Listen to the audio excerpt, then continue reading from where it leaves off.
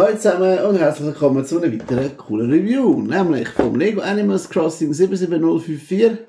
Das ist der Gerz Wohnwagen und Gärtnerei. Das ist für 6 Plus, hat 263 Teile und kommt aus dem 2025. Gibt es leider, glaube ich, nicht mehr zum Kaufen, aber ja, hat dann mal 30 Franken gekostet. Hat noch Plastiksäckchen, 3 Stück.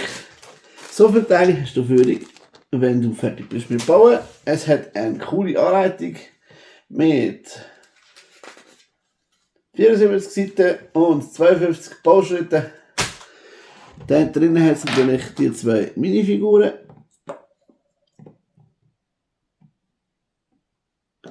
Dann der Garten da. Und natürlich das Wohnmobil, respektive der Wohnwagen und das Auto.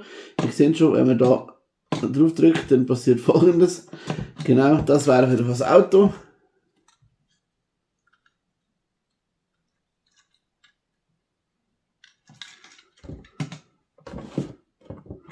Und das wäre der Wohnwagen. Der hat hier ein Lichtli, so eine Markise.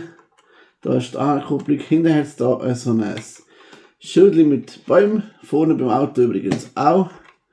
Man kann natürlich da die Tür auftun und reingehen oder reinschauen. Oder man kann einfach oben dran wegnehmen. Und wenn man es dann kehrt, dann kann man da beide Wände aufklappen. Dann sieht man da eine Uhr, eine Blume, Kochstation, ein Lavabo und ein Bett. Und das wäre es dann auch schon. So sieht das Ganze übrigens von unten aus. Genau. Kleines, herziges Set. Die Kinder haben sicher Freude an dem. Das ist so. Ich hoffe, euch hat das Video auch gefallen. Wenn ja, bitte den Daumen nach oben oder einen Kommentar. Dann uns abonnieren, damit ihr keine zukünftigen Videos verpasst. Und bitte bleibt noch da und schaut euch auf der Playlist zu. Wir haben 10.000 Videos. Danke vielmals und bis nächstes Mal. Ciao zusammen.